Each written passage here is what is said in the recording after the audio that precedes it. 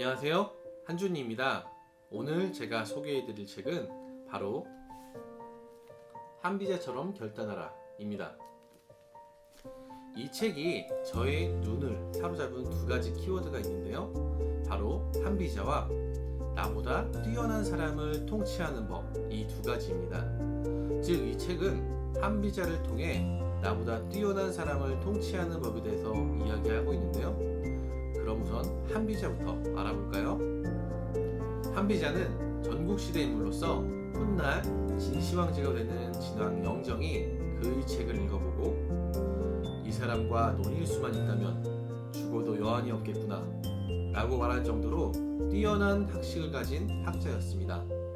특히 법과 사상을 집대성한 인물로 그의 저서는 후대에까지 이어져 많은 통치자들에게 영향을 주었습니다. 그렇기 때문에 진시황제는 그를 얻기 위해서 한나라를 공격해 그를 포로로 요구하고 결국 그를 얻는 데 성공했습니다. 하지만 결국 그를 중용하지는 않았는데요, 그가 추남의 말더듬이었다는 설도 있고, 그와 동문했던 이사가 한비자가 중용되면 자기의 입지가 줄어들 것을 생각해서 그를 모함해 옥에 가두고 결국에 그를 죽였다는 설도 있습니다. 그렇다면 작가는 한비자의 어떤 점을 우리에게 이야기하고 싶었을까요? 한비자가 역설한 법과 사상은 포상과 처벌로 정의할 수 있습니다.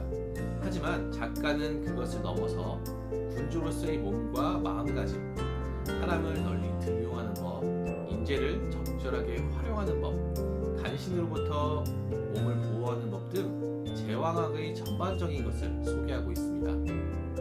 책이 처음으로 소개한 것은 바로 스스로를 알아야 한다는 것입니다.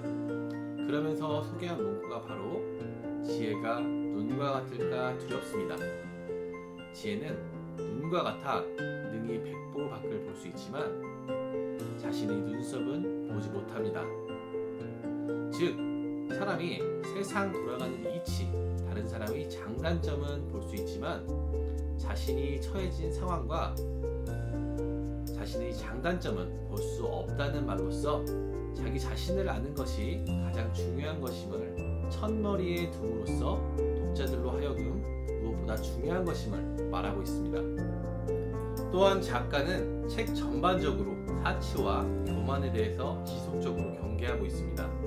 두 가지 문구가 있는데요, 첫 번째 문구는 바로 사람이 복이 있으면 부귀하게 되고 그러면 의식이 화려해지고 교만한 마음이 생긴다. 그리고 사악하고 괴벽해져서 도리를 저버리는 짓을 하게 된다는 문구와 어떤 가장은 인내하는 자세로 가족 구성원들의 욕망을 억제하고 노동을 장려하여 위기에도 극복할 수 있게 하지만 일부 가장은 집안 형편과 상관없이 안일하게 향락을 즐기면서 위기에는 아내를 다른 사람에게 시집 보내고 자식들을 종으로 팔아넘긴다고 하는 두 번째 문구로 설명하였습니다. 세 번째로는 사람을 구별하는 것과 다스리는 법에 대해 이야기했습니다. 겉모습만 보고 판단하지 말아라. 아첨과 충성을 구분하라. 여지를 남겨두어라 라며 사람을 구별하는 법을 이야기하고 상벌로 다스려라. 그 상벌에는 원칙이 중요하다. 유능한 인재를 구하고 약점보다는 강점을 활용하라. 또한 당파와 패거리를 만들지 못하게 하여 중심을 잡는 것을 중요하다고 이야기했습니다. 책을 읽으면서 가장 놀랐었던 점은 바로 작가가 마지막으로 이야기하는 것이 진심으로 사람을 얻으라는 것입니다.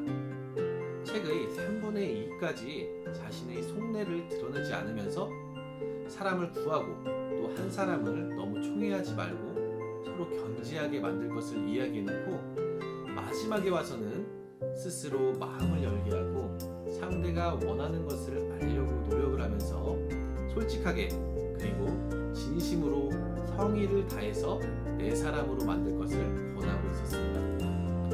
한비자는 바로 사람을 움직이게 하는 법을 통찰했습니다. 이익이 있는 곳에 백성이 모이고 명성을 얻을 수 있는 일에 선비들이 목숨을 건다. 포상으로 사람을 먼저 움직이게 하고 처벌로서 일을 실패하지 않게 만든다. 이것이 바로 나보다 뛰어난 사람을 통치하는 법이라고 말하고 있는 것이지요. 하지만 한비작 본인이 처세술에 대해서 전곡을 찔렀지만 결국 자신은 옥에서 죽었던 것을 생각해보면 중요한 것은 많은 것보다 몸에 익혀 활용하는 데에 있지 않을까 생각이 됩니다. 물론 그것이 가장 어려운 것이지만 말이지요. 오늘 준비한 내용은 여기까지고요. 다음에는 더욱더 유익한 내용으로 찾아뵙겠습니다. 시청해주셔서 감사합니다.